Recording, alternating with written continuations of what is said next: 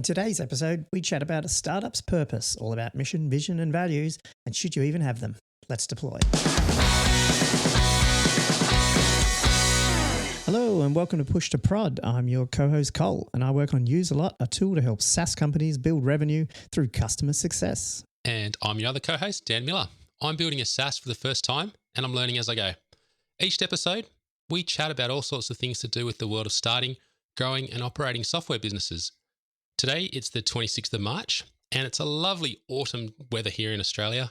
This is episode number 3, and we're ready to get into it. So, Cole, what's been happening with you this week, mate? Yeah, a little bit of work, a little bit of life. Had our daughter's 14th birthday party this week, and a bit of running around for that, and running my 16-year round outside of that. Just other than that, the normal work. So what have you been up to? I've had an awesome week, actually. I've been playing around with a whole bunch of stuff. I mentioned last time I was doing some scheduling work, and I finally got all the pieces of that put together and got it working, got the tests running, got the green lights on the tests. So I'm pretty happy this week. Had a very, very good week. Yeah. How's Use a Lot been going? What have you been doing there? Yeah, so a few things, and like I sort of touched on this last week, it sometimes feels like I'm jumping around from development, from management to marketing to sales, which has been a big change from the last couple of years. But yeah, now we finally, totally. We finally got into a bit of an offsite. So something that we've been wanting to do since I jumped back in full time again. And we always knew we had to do a little bit of a look at our positioning, and I think we're we were thinking about talking about the positioning this week, but I guess we'll hold off that until next episode. But so 3 or 4 of us actually went up to Murray's Brewery up in the Nelson Bay area.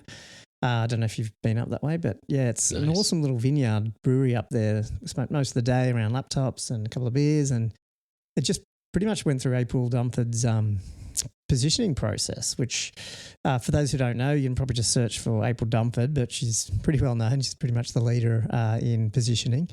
And it was really a refreshing sort of take on something that we knew we knew a lot about, but we had to start, like a really more deliberate process around it. So that was really cool. And obviously, it's sort of in that phase now that we've been, throwing version 1 out there and doing some iterations on that positioning, and I'm sure more of it will flesh out as we move on over the coming weeks. Outside of that, back into some client work, jumping between client work and then some development work for it, building out some of our public API. And it's, as I said, it's funny. You jump from really high level sort of positioning stuff, and then I'm back in the guts of the code by the end of the week, working on RSpec Ruby unit tests. That's it. Hey, how did the students go? Last episode we mentioned you were getting about 9 students to join you. How did that go? Yeah, so we've got like 4 of them, or actually technically 5. We had one from last year that's still here for another 6 months, and we already had 4 that we'd onboarded the other week. So we already had a meeting on that. But last Thursday, the other 5 new ones came in, and it went really well. I mean, 2 of them or 3 actually are coming in not so much in development. They're in business and IT school, but sort of doing some non-technical projects for us, which is definitely a first for us. It's been quite hard to find people like that, so cross our fingers. Like one of them's into growth hacking, so that's going to be really interesting. Hopefully I'll share a lot of this as we go. And the other 2 are in design space, so programming, but like website, graphic design, things like that. I'm throwing all our sort of Figma stuff at them. Like I'm learning, how you learn something like a week ahead, just to try and stay ahead of the game. Because I don't know much about Figma, so I sort of upskilled quickly on that, getting my head around variants, components, how a design system probably should be set up. Like we originally had a designer last year, so it was all mostly there. But I'm quite anal on some of this. When I sort of researched and upskilled myself, I saw how a solid design system could be set up. I want it to definitely look like this, sort of act like this, so that as developers we can use it like that. I do hear a lot of other bootstrappers who are sort of in that sort of more product space or UX who have done this and do it really well, and so it seems it's pretty important, I think, and it's good for them to learn Figma obviously as well. And I think you want to get it to that right point where it's easy to pull out your front end components and stuff like that. So, I'm rapidly upskilling on it. Threw a thing out to Twitter the other day, just asking others for advice. So that was good. Yeah, that's awesome. So it's awesome when you reach out to Twitter. Hey, you ask questions out there, and people are just so helpful coming back with answers.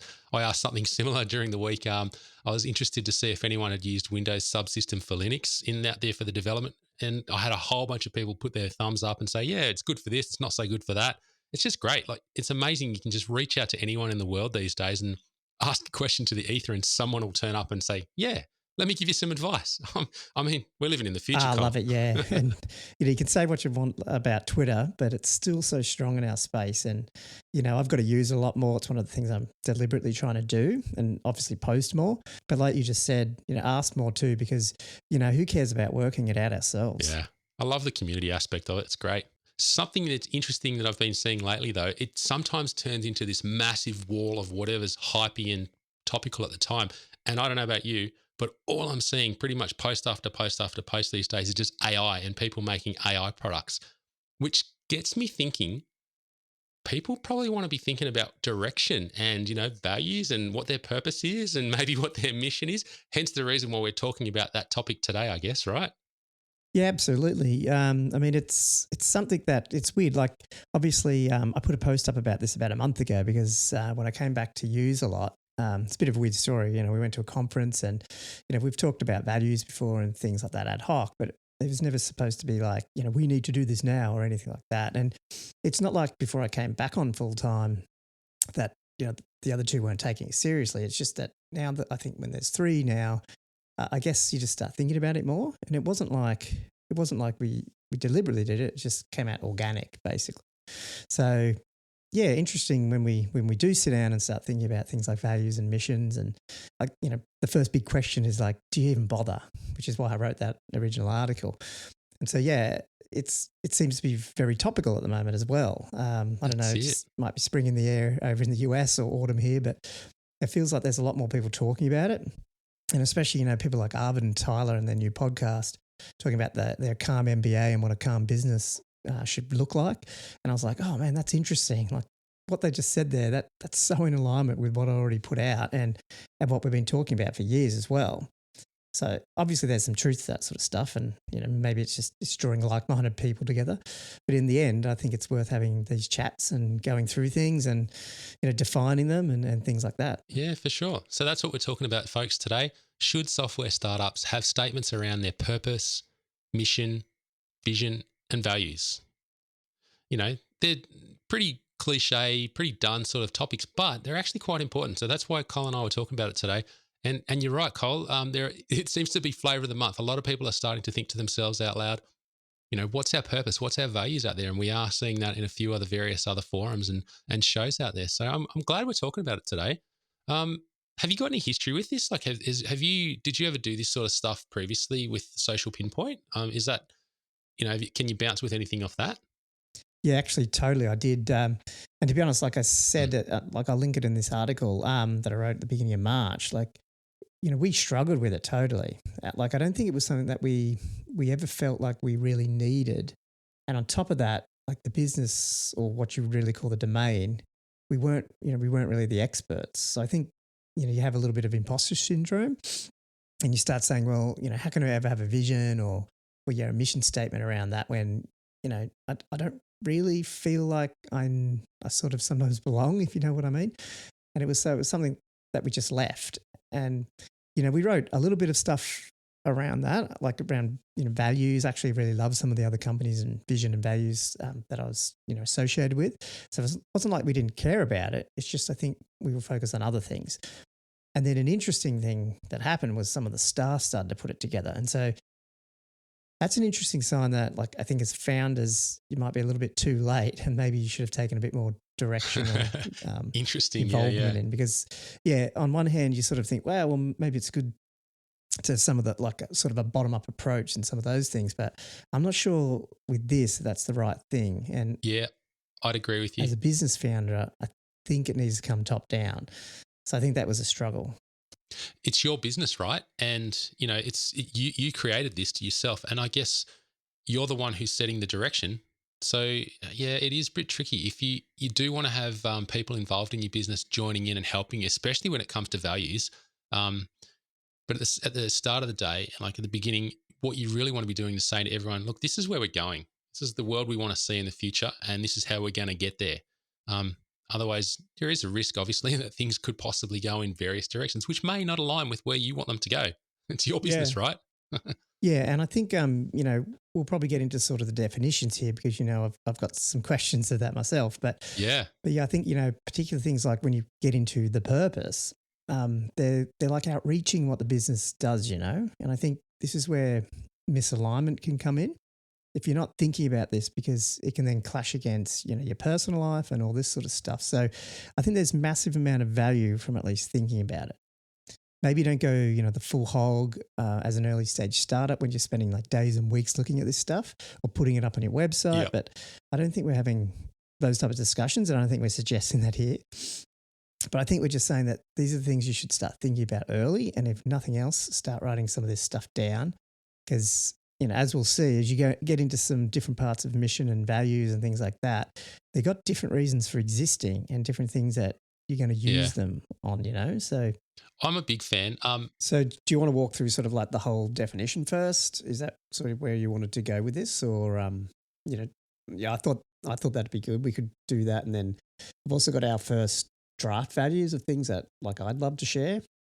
They're the ones I came up with sort of like a version 1 for use a lot. So we can sort of get your opinion of that, maybe your takeaway from it if you read one of them and thought, how do you take them and just go from there. Yeah, nice. Look, I'm a big fan of them. I find that, you what I said before is probably true. They can be a bit corporate-y. They can be a bit cliche. But if you put all that aside for a second and just think about it as a story, you're telling a story about yourself, your background, why you're doing this, where you want to take your business, what you're doing it for, what are the reasons, and then it'll start becoming a bit more natural. And to be honest, anyone who's starting a business probably wants to really think these things through. So let's talk about them, hey? There's the 4 things that we're talking about today are your vision, your mission, your value, and your purpose. And it's just storytelling. That's all this is, right? So vision, right? That's the big picture stuff where you're looking into the future and you're saying, all right, if this is amazingly successful one day, what do we want the world to look like? What sort of things have you got in mind if you hear the word vision, Cole? Have you got a different opinion on that or? Yeah, so that's an interesting one, I think, because I wrote a purpose. I sort of went top down. I went purpose, mission, values. I didn't do a vision. And it's not because I don't believe in it or anything. It's just, I guess, in my head, I got a little bit, like, until I was looking through this a bit more in depth with you, at least, I was finding I sometimes get those mixed up, like especially mission and value. I don't think I get purpose mixed up anymore, but I definitely get mission and vision mixed up a little bit. And that's when, what you just discussed, this sort of like, what does the world look like versus a mission, which is more how do we get there? I think that's when it's done to clear it up. But so I totally think I could really see us using a vision. And, I think that's what staff are going to look at and things like that to see where we're going, like people internally or investors. And we'll probably get into that a little bit more in depth in a moment. And particularly maybe this is more indicative of someone thinking early stage.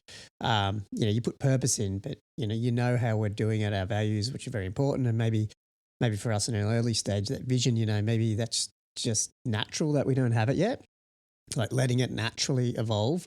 It wasn't even on our mind, so I didn't write it down. So that's like an interesting, I guess, talking point that I never thought about it. Well, I can see why. I can see why that's definitely the case because when you're in the early stages, man, you've got your head down, you're building, and you've definitely got a reason why you're doing it. That's your purpose, right? Your background. That's everyone's story where you say to yourself, "Why are we doing this?" How did we get there in the first place? For me, it's because I love building software. I've got an awesome opportunity here in my situation where I can actually build something for our business and I can try it out for real. And I just want to be able to someday have a job which is just running a software business. That's my purpose, right? But at the same time, the thing that I'm building is I want to make life better for our business and also other businesses that are doing the same sort of stuff that we're doing. So that's the purpose that's driving me. And when your head's down and busy like that, it's pretty hard to think, if this is successful one day, what does the world look like? You don't really often get into that. Hey, so I can see where you're coming from, where vision isn't natural. Yeah. Yeah. Yeah, and I think that's interesting. It's sort of like goals, like just in general when you set goals for yourself or whatever. Sometimes people Yeah. sort of go through different mental exercises, and one of them is like, well, what does it look like when your goal's achieved? And it's like, well, sometimes I don't I know. know. That's exactly, yeah. Hey, so I just thought I might intermix use a lot's draft ones here, so then we sort of ground what we're saying and sort of stop it making sound too much like a classroom. Yeah, that's a good idea, because otherwise we're talking too hypothetical. Yeah. Yeah, and I thought like with purpose, this is why I'll admit I sort of skipped down on the bed and wrote this when I was down at this conference because I was quite excited about it. So maybe it's just me, but hopefully other people take it and like the purpose I put. And it's definitely more of, not to do with the business at all. And I'll say more on that in a minute. But basically we've got, okay, so life is supposed to be lived, not worked. Freedom comes from ensuring work life is balanced, systemized, and profitable. Providing the platform to live your life creatively, enjoyably, affluently, and socially. Finish by 4. Now, I'll talk about that last bit in a minute, but basically it's like just 2 sentences really. But what it's saying is the why. Why would we even do this stuff? What's the purpose of even putting the effort through this as an entrepreneur, as a founder? And just, it's literally, to me, it's like saying, you know what? Work's supposed to have moments of hard. It's balanced, it's systemized. It should also be easy. Like I shouldn't have to think about if I hire someone else. They should just be able to come in and assimilate like the Borg. It should be profitable. We're not in business because we shy away from making money. Like that's what it's all about. Yeah. However, the reason why it's like that is so we can actually enjoy our life. It's not systemized. It doesn't have to be balanced. We can be like, like 1 minute we can be wasting time on our hobbies for ages and the next, be fine with just taking 2 years off and relaxing and enjoying ourselves. Like, you mean like that's life and you do that because your work life is this other thing, it's actually the foundation that it's being able to build off. And I think those two sort of things, Nice. These ideas in my head of what is driving the purpose of these things.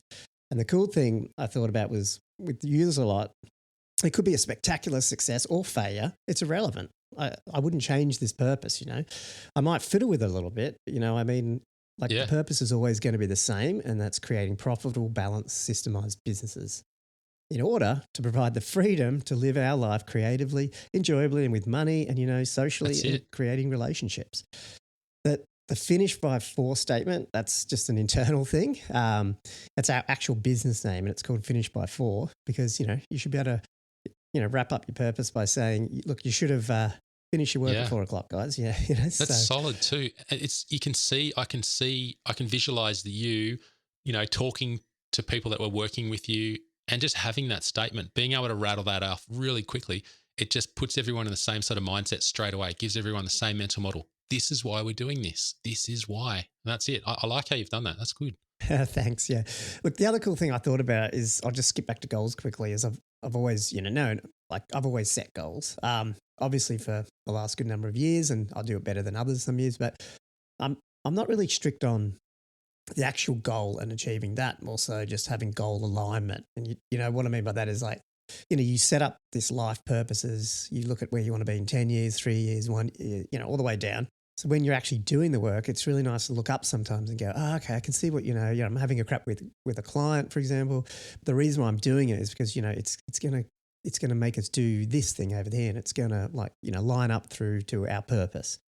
What I'm trying to do, could be all sorts of things, but maybe financially, being debt free with your family and all that sort of stuff, it can all line up. And that means you get through the week and I probably don't need to harp on this, but what I like about this purpose stuff is, it's just the same. It like brings alignment from the business to the personal side. Yeah. Because, the purpose should always, it's almost like one purpose.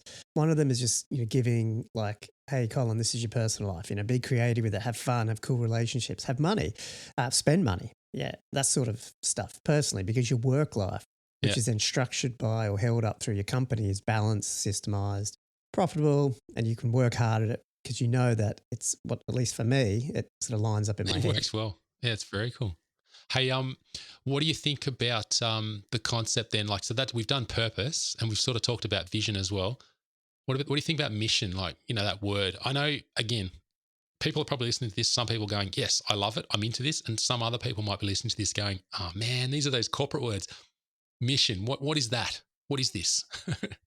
Yeah, see, I totally agree. I think you had it written down here as like it's the how. I think that for me, the mission is really about now, about the business, right? It's like Yeah. it's something that when what we're doing, it might change. As we go through, like 1, 2, 3, 5 years, our mission probably adjusts with the market and our positioning and all that sort of stuff. Yeah. So it's a snapshot. Whereas I don't believe our purpose would ever really Yeah. change Cool. much.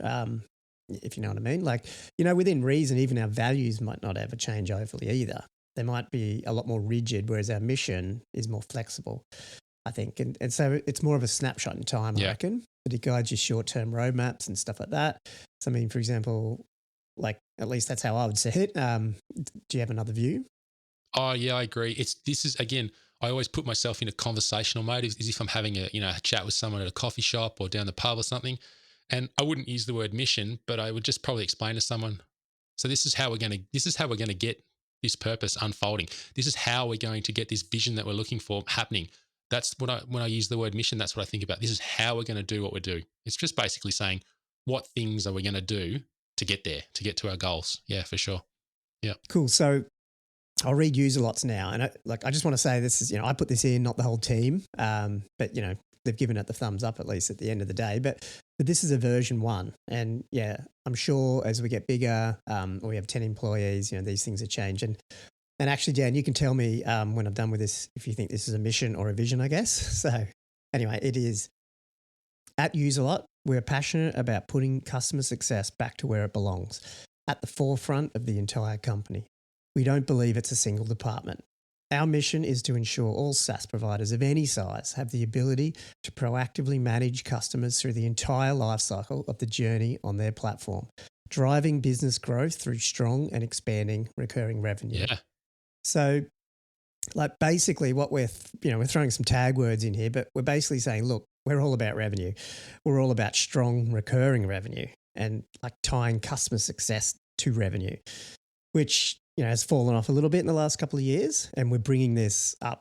Like, I won't say it's controversial, but if it can be sort of a controversial idea, saying, hey, you know what, customer success, it's not a bloody department. It's the business's job.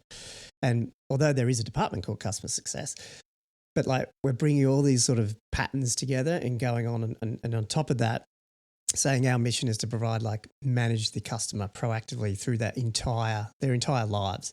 So if you say, oh, look, I'm in sales, it's like, yep, we can serve that. If you're in marketing or whatever, because, whenever a client is about to come on your platform or touch it in some way, you're part of our mission too, So we're building something that helps manage that. Yeah. So do you I think, like it. is I that, really is that a vision or a mission? Oh, for sure, man. I like how when you said at the start, enable all your customers to actually grow. That's, you know what I mean? That's a really straightforward statement that says, all right, everyone, what we're doing, we're enabling customers to grow. That's pretty clear. It's pretty obvious what you're saying there. So I like it. Yeah, it's really good. I find those are always the hardest ones, purpose and mission, because you have to think about them, and vision as well. You can't really go and thieve someone else's purpose. You can't really come, I think values are a little different. They might be easy to resonate with from other companies. You can borrow and steal some of the stuff, but they're also really hard to just assume. You need to sort of believe your values like now. Yeah. So at the same time, I think they're really important. So do you want to go into the values now, or you got any other thoughts on mission? No, that's a pretty good point. I mean, I think we've sort of done that one pretty well. It explains like what are we going to do and how we're going to do it. Really, the objectives. That's what it's all about. And you're right. You can possibly sort of get ideas from other people's businesses and other people that have written it before. But the next one, values, you definitely can't get that from someone. That has to come from you, right? This is all about what you believe, what's most important to you, and what do you want to make sure that you do in your business, and what you don't want to do in your business. What are the things that you stand for? That's your values, right? So what do you think when you hear the values? Yeah, it is. It's like you can sort of thieve bits of them, but unless you really believe, you can't just put someone else's value on. Yeah. I know you made it like you can't put a hat on and go now. That's like right. this. Yeah. You won't. It just won't work. Yeah, totally. You know how last week we were talking about funding models. Guarantee you, values has a big input to the type of funding model that someone might choose for their business, right? If there's certain values are that they want to have this sort of life, that they want to work in this sort of way, but they maybe don't want to work in that sort of way, well, that's probably going to send you in a direction of one or the other. You could be self-funded, bootstrapped. You might end up saying, okay, that's my values. They align with that. Or, you might be really driven and you love the idea of working with others, and you're just passionate about the energy that you can get from having investors get on board with you. Your values might align with that. So look, depending on where your values sit, they could have something to do with it as well. Hey, yeah. Absolutely. I think that totally. And I think exactly if you sat down and went through those values of what you really believe, or, sort of think of them as things like, what's something I wouldn't tolerate, or what I wouldn't hire. Like when I think about values, I think a lot about, depending on who I'm hiring, for example, if I'm hiring a 20-year-old, I sort of hope they're not looking at my purpose or mission. I hope they're worrying more about trying to buy a house and have kids and maybe find a girlfriend. But look, it's probably, that's what you should probably value when you're in your 20s. It's so true. Yeah. But anyone who comes in my company has to, like, I wouldn't hire them if they didn't hit the values, And again, I'm not saying I'm not expecting them to just put them on and learn them. It's almost like you have to just believe them already, intrinsically, a little bit. So, and a little bit of backstory on it.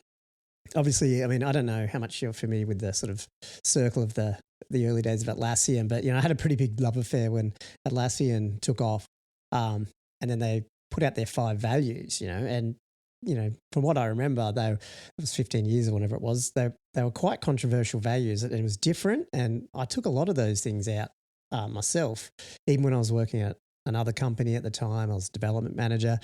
You start bringing, those other values in, you start realizing, you resonate with those values and maybe not with some other one, and it helps you form your ideas. So it's almost like you can't, I don't know, when you're young, maybe you can't be expected to have strong opinions on all values. It's almost like they're easy once you get through the rigmarole of running a company, doing it again. Yeah. And then you start going, hang on, this is actually my real values. This is what I care about. No, I agree with you. Like, once you've got a few scars on your back, you start getting pretty sure about what your values are after a while, don't you?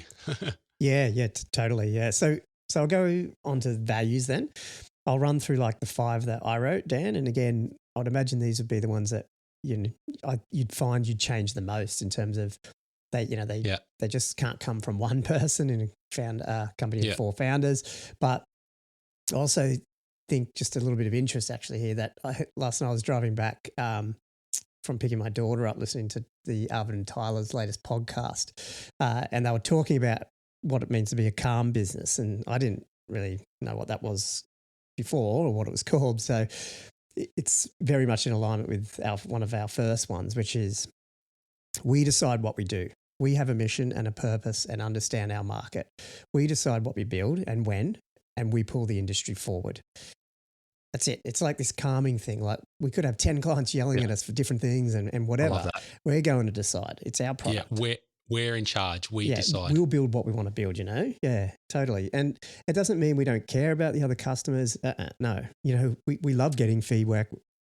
We're built on feedback. That's what we do. But I think it's a really grounding statement to tell people that no, like, especially if you get that, like in a real world situation, maybe it's like customer support or whoever, they're like, we need to fix this thing, blah, blah, blah. The customer's yelling and it's like, hey, dudes, we decide what we do. It's part of the values. You can't get in trouble for saying no to a client because this is our values. Then we have open and transparent. And this is a big one. This came from, our last company for sure. And really, but it's basically, we don't work in isolation. We work openly and collaboratively, getting feedback often and fast. And that's it, really. It's more internal, maybe a little bit external, but mostly internal. I'm talking about here. And I've got a joke that I would fire someone.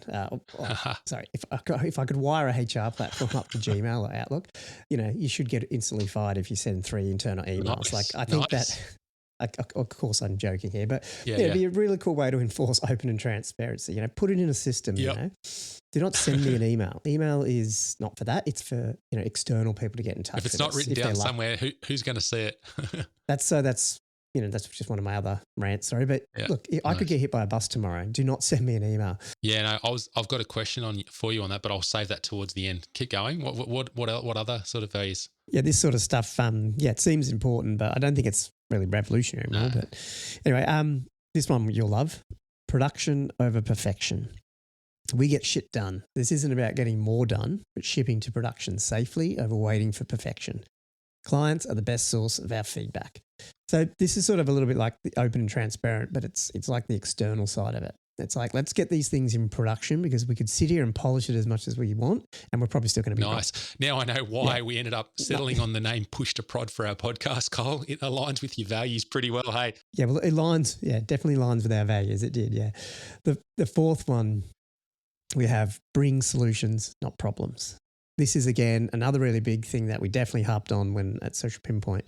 Now, we don't like complainers. We like solvers, problem solvers, So don't come to us with, it's not my job or, here's this problem. Come to us with at least thinking through some of the options and the solutions as well. Yeah. So, and do that as a team. We're a team. We come up with solutions. Like, no one's no one's going to get in trouble if there's a problem. You get in trouble, and I probably shouldn't say trouble, but, you get into trouble when people are just coming in complaining. Oh, it's so important. Hey, and if you are hiring people, it's such a hard thing to look for. But if you can see that sort of initiative in someone when you're hiring someone, you can see that sort of drive that someone is a solution type person. They are worth their weight in 10 times more than someone else who's not that. You know what I mean? If you've got someone who can come along and work with you, who can sort of say, we've got an issue and here's what we're going to do about it. And here's something I've already had a go at. That's just amazing. They're the type of people you want to be working with day in, day out. Yeah, for sure. I agree with you. Yeah. Yeah, absolutely. Again, it's sort of a slight tangent because I love going on them. But, we always would hope that the type of people we would have hired would eventually leave, because they're probably, very growth focused, entrepreneurial almost. They're going to be hopefully out running their own businesses at some point. So hopefully they get out of our company as fast as they can, if you know what I mean, in a good way. But that's just one way to look at it. Nice. And then our fifth one is playing well with others. Yeah. We had this in Social Pinpoint a bit, so I brought that across, which is like our competitors are a blessing. They reduce our marketing costs. They educate our clients. Yep. We don't fixate on what they do, but on what we do. See value one. So it's, again, a tie back to the first value, but it's like we play well with others. We want to be friends with our competitors. It's a big market. Again, we're educating the entire space here together. And, I never wanted to have that environment, and I don't think I ever did, where you'd walk in a room and hear internal bitching about your competitors. Like, it's just such a waste of time, and actually celebrate when they bring something out because it pushes you further. That's it, yeah. It builds a vibe, it builds a bit of a negative energy, and then that starts permeating through the business if everyone starts thinking that way. So you're right, play well with others. That's awesome value. It makes sure people have a positive mindset, and you look for the opportunities wherever you can, really. Yeah. And then obviously you've got with that, just the idea of like integrations and don't do it all yourself. There's a lot of things under that play well with others that you can extrapolate from in that value. So they're the five that I come up with. As I said, I threw it in an article about a month ago, got some cool feedback. And again, it's really just a brain dump. And I think it was a good way just to walk through and define what values are. Obviously, they're very personal. You can like them a lot, or you might not like them at all. So, I guess which ones resonate with you, or not even the ones that I just presented, but what would you put down in your company, for example? I got a few to mention now. Yeah. Well, I love the idea about solutions, not problems. You probably heard me talking about that just a moment ago, and I do believe that. I seriously think that finding good people and working with good people, once you got that right, it's amazing how much you can get done super fast. When that happens, it works really well. So I love how you've done that one. I also love the play wells with others. I've got a whole bunch that I can go through as well from our other business, Trade Guardian. But that one there, play well with others, that really, you'll see it turn up in the ones in ours. So I love that one as well, Cole. I think you've done a good job there. The question I had from you, which I said before, open and transparent. To what degree does that keep going? Like, there's some companies, say over in the States, who are extremely open and transparent about everything. They're open and transparent down to salary, open and transparent about what people are doing with their time, how much leave they're taking. Like, how much do you guys think that through? Like, is that something that is on your mind? Look, as I said, when I'm talking about open and transparent, I'm talking about like the day-to-day work and more of an internal thing to me. Gotcha. I probably wouldn't run something well, I don't think I'd bring something that's so open that like salaries and things are totally visible. I'm sure there's some great things with that. Sometimes like sharing revenues and things, but salaries externally or even internally, I don't know. To me right now where I am, I'm probably not a big fan of that generally. Yeah, fair call. I agree. It probably comes up with a little bit more drama than it provides actually. Yeah, fair enough. So I did mention we've got some as well. I'll mention the stuff that we do at Trade Guardian. We put a lot of thought and time into this. Kristen did an excellent job. She's put together some posters and stuff that she shares with all the staff when they join in. They go like this. Teamwork is the first one. So be good on your own, but be great together, right? That's important. That makes sure that everyone is always out there side by side, shoulder to shoulder, looking out for each other. The next one we've got is be inquisitive, and that is stay curious and learn something new every day, all right? You're not moving forward if you're not learning. That's what we think. And we like to share that with everyone. Oh, that's an interesting one. Sorry, Dan. Yeah, because I've always tried to pull that one in somehow, and I've never been able to word it quite right. But I think it's massive. Like going back to our original statement about solutions, not problems. It's one of those things that you can sometimes detect in a new hire that they're a learner, and it's ultimately, like I said, my personal goals. I sort of set up these 10-year, goal things. But they're all sitting under these 4 purposes. That's the right word. And one of them is being a lifelong learner. It's just one of those things. Like if something bubbles up and I want to go take on something new, why do I want to do that? It's because I'm a lifelong learner. Yeah. And I want to keep learning. Never been able to tie that back to business values too much. So that's interesting. And I should really read yours in detail a bit later. Yeah. That's what we sort of just say to everyone, just, keep being inquisitive, just keep learning something new every day. Look, if you're sitting down every single day and you're just not learning anything new, well, you're kind of not growing anymore. And that's when it can get stagnate and get a bit boring. So that's not the sort of business you want to run, right? Yeah. Anyway, next one is keep it simple. And that's where you focus on stuff that matters. Life doesn't need to be complicated. And a simple business is a high quality business. I can guarantee you that. The more complicated you make things in your business, the harder it is for everyone involved to actually do things. And that's when little things creep in, errors happen, your customers start getting upset. So keep it simple. I like that one, Dan. Yeah, I love that. But whenever you're building software as well, obviously the simpler is the better. Yeah. So I like that. Did you remember that saying from many, many years ago? It was keep it simple, stupid, right? And that was beat into us when we were younger, learning how to become software developers. Just keep it simple and don't overcomplicate things that you're building, because no matter what you do, you're going to have to look after it into the future. You're going to have to maintain it. You're going to have to operate it. You're going to have to improve it and update it, right? So the simpler it is, the much easier it is. It's going to make your life into the future. And that applies equally to non-software businesses for sure. Yeah.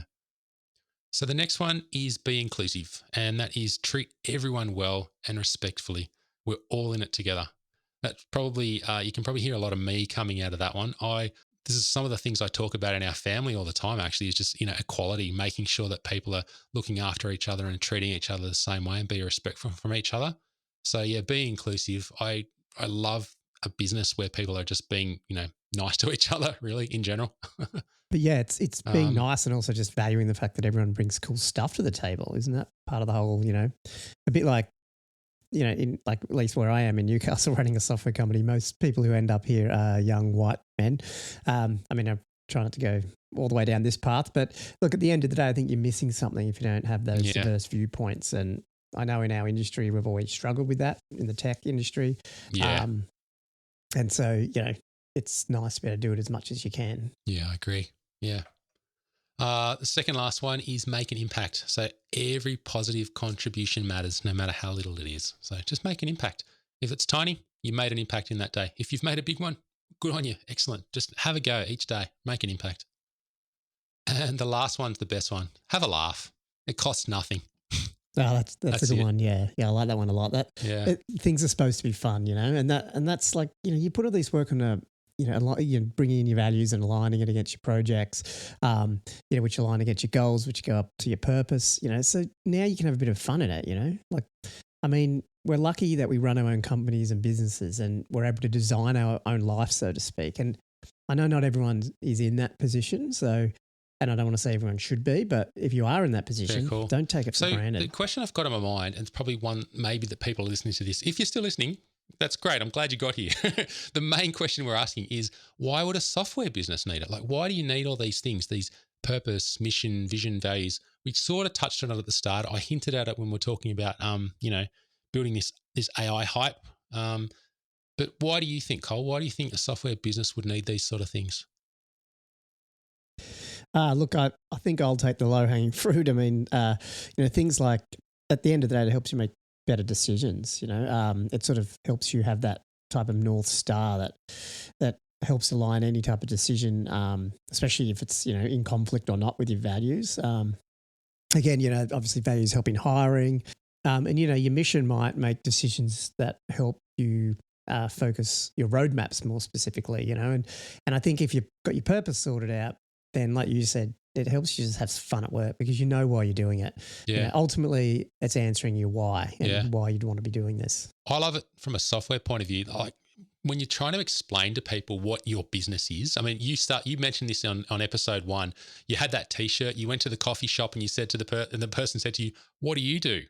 So having those sort of statements in the background, your purpose, your mission, your vision, your goals, that can make a conversation with someone like that so much easier. And I reckon they help our less tech savvy colleagues and customers just make sense of what we're building and, what we're offering them in some sort of language that's more meaningful to them. So that's why I reckon, putting in the time and effort to figure this sort of stuff out, it's going to make those conversations a lot easier, right? And ultimately, like you sort of mentioned this before a little bit, but it helps you make better decisions about alignment with other people. And that could be competitors, but also like investors, and what you want to try, align yourself with. It's like setting that moat around you. And again, we're trying to be inclusive, but, there is something to say about, protecting who can come into the circle, it sort of sets up some of those parameters. So I think that's pretty important. What about on the other side of things when its software doesn't work? Those days when you've just got this horrible bug. Maybe it's a production outage. Something terrible's happened, and you just smack yourself over the forehead and say, "Why am I doing this? What am I doing?" That's when, if you can go back to your reasons for existence, your purpose, remind yourself that. Think about your vision. Think about where you're thinking you want this to be in the future, and think about those values. They're a really good way to help bring you back on track and motivate you. Because, let's be honest, software is hard. Building and running software businesses is hard. If it wasn't, every man and his dog would be out there doing it, right? So I reckon that's one of the important things for a software business. Yeah. Really good point. Yeah. And like, having that, like, if you don't have something that's forcing you to look far ahead, then you're always stuck here. You always get your head in the sand, Yeah. And one of the best things, I was talking to someone, totally unrelated to business. He was having a tough time, and I was saying to him, like, you've got to get to a point where you can look at yourself look at the big picture, so to speak. I don't know if you've read Sam Harris's Waking Up book, but there's this awesome line in there that I use it all the time, and it is a little bit controversial to use all the time, I'll admit. But look, it's just think of the number of people in the world who trade spots with you in a second. Yeah. Even with the challenge you're going through. Like, like this, your production's down because all these bugs, what's happening. It's like, how many people in the world would sit right there and go through fixing that, assuming they have the knowledge you have, because where they currently are, it's just far, far worse, and it grounds you, Statements like that, like mission and purpose, make it so much easier to transport yourself into the future. Yeah. So when you look back, you can just laugh and say, you know what, I'm not even going to remember this shitty day. I'm going back to something you said before. One of your values was "we decide." I love that. And that's what I reckon, having that written down, it's really, really important. And having these sort of statements like that, they can help organize your business and, plan out day by day or month by month what you actually are going to work on. They'll help you decide what features will be in scope and what's not going to be in scope, how fast you're going to work or how slow you want to build things, what feature complete would look like for your business. So I reckon having these sort of statements gives you the box, if you will, or the framework around what you're doing to give you some guardrails to say, this is where we're going, but we're not going over there and we're not doing that. So pretty important. Yeah. Absolutely. Yeah. Now that's really interesting. And I think I didn't actually see it from that point of view, like being deliberate, not just in feature building and things like that, but but how are we going to actually run the business? How are we going to do the things that we decide that we want to do? And that's not letting fate come along and just tell us like, this happened and it's outside of your control, or blah, blah, blah, the competitor did this and it made us lose, whatever. It's like saying, hang on, we decide what we do. Yeah. Which includes how we respond to things. Yeah. So where do you go from here? Yeah. Well, look, to be honest, I am a big fan of literally just talking like you're having a conversation with someone and then having a notepad with you in the background. This you don't want to sit at a desk on this sort of stuff and try and work your way through it. You really want this to be natural. You don't want it to be, like I said, don't want it to be corporate-y. You don't want it to be filled with jargon. You don't want it to be filled with buzzwords. You basically just want to have the ability to have a decent conversation with any random person you meet in the street, and they can walk away from that and go, oh yeah, okay, cool, I get it. That's what you really want to be looking for, right? Absolutely, yeah. And I think that's where I felt you could probably tell. Like if you can sit down and talk about these things for 40 or 50 minutes about what you believe and you mean and you're passionate about it, then that they're authentic. You're not just sitting there trying to follow someone else's direction from corporate telling you to do this work. That's right, yeah. And just like I earlier said, rather than our old business where we sort of probably let it happen too organically, where some of the staff started to go, well, we need this. And so they started coming up with them. Likewise, if you're a founder or, a CEO or something, whatever, I think you have to really believe that you need to do this thing, You can't just go, we've reached 50 people now. We have to put a mission, purpose, value in because, let's put a working group together. Someone told me we should do this.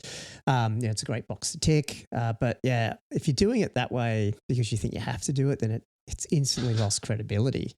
And I just feel like it's almost, they have to come organically. And that could mean early, could mean later. And sometimes only you guys know when the time's right. Yeah. And you said something as well. These things aren't written in stone. They can go through several iterations. So you could see them evolving over time as your business evolves, as you guys evolve. Yeah, for sure. I think the main thing to think about when you are evolving them is think about getting them to the point and getting them as short and concise as you possibly can. I remember probably in a former life, in the early days of starting one of my first businesses, I used to go and hang out in some of those networking places, where you go to a coffee shop and there'd be 50 people there from other businesses. And the one thing that they did drill into me, because I was pretty bad at it at the start, is you got to make it snappy. You've got to get fast. You've got to be able to tell someone in the time it takes for them to go and order their coffee and then walk away. They've got to be able to understand what you've said. So keep it short and sharp, really. That's the trick. Yeah. Yeah, absolutely.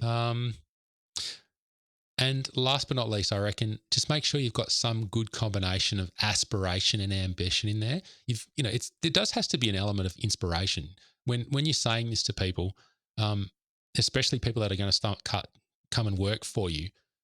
They've got to actually see that you are aspiring to get somewhere, because that helps drive them as well. They've joined your business because they want to, and they want to join on that vision and go on that journey with you. So make sure there's some good combination of aspiration and ambition in there, for sure. Yeah, and I think with that, it's a little like put a bit of twist on that sometimes like with mine, we've used sort of playful or controversial wording, because it sort of creates this hook, Nice. When I said something like, what was it? We prefer production over perfection. I could see some people thinking, oh no, they just want to churn out work, like product, push. It's not like that. I think that's some of the fun part about coming up with these things is, you say 3 words and someone goes, hang on. But yeah, it draws them in and they can follow along with it. You're trying to hook them in a little bit. Yeah. Well, hopefully we did a pretty good job on now understanding at least what vision is and why I probably didn't have one at the moment. So it sounds like it's okay if I don't, and I didn't totally drop the ball on that one. But yeah, I really hope some of this resonates with people. We'd love to hear what you guys would think or what you would write in your own statements, or if you need to start a job. So yeah, if you've got any of those things, if we've piqued your interest on any of it, or if you've agreed or disagreed, hit us up. We'd love to hear from you.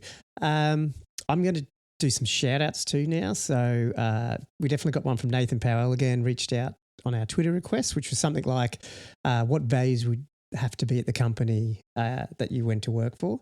And Nathan just straight up said work-life balance. And, I think that's sort of baked into the purpose statement that I read, but absolutely agree with it. Nice. Especially as a startup founder, you're not ever going to really go work for someone else, and especially if they expect you to be chained to a desk. That's 2 in a row, Nathan. Welcome. You're welcome back. And speaking of 2 in a row, we've got another one from Nikolai Baring. He actually got in touch with us last week. He's got in touch with us again this week. So shout out to Nikolai.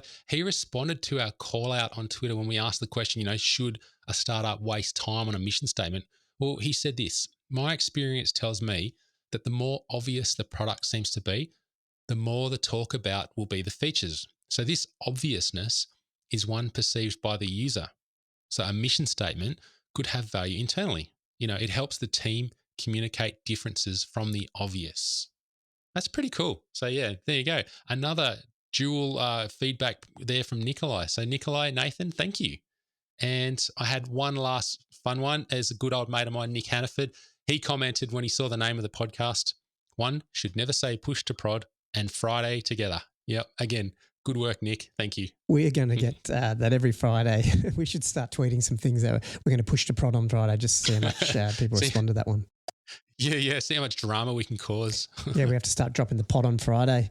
Hey, that's been really good, man. I've enjoyed your chat again, Dan. Anything else you want to leave us with this week? Yeah, look, I've got an ask, actually. If you're listening to this at this point, and you're doing a good job and you're there ready to support us, I would ask, if you are willing to support us, it'd be great if you could actually just jump into one of the hosting providers, such as Apple Podcasts or Spotify, and give us a rating. Because we're a new podcast, if we can get a few little ratings in there, that might sort of boost our visibility, and more people will get to know us. So yeah, if you can, please do. I'll second that one. And I'd also just like to say, remember, we're always looking for suggestions of topics and questions. So you can definitely reach us on Twitter at pushtoprodpod or our email on pushtoprodpod@gmail as well. Open to new topics, things to talk about, that sort of thing. So keep an eye on your feed for episode 4. Otherwise, thanks for listening along. You can obviously find me personally on Twitter at Gomo, and you can find Dan at Mr. Dan Miller. So Dan, thanks for spending another Sunday night with me. Thank you, Cole. I appreciate it. Oh, one last thing. I've got the website up. So if you're looking for us, pushtopprod.show. Good point. So it's pushtopprod.show for our website, and Twitter and Gmail is pushtopod. So sorry, I'm new at this. Anyway, Dan, thanks for doing that. And until next week, guys, keep pushing the prod.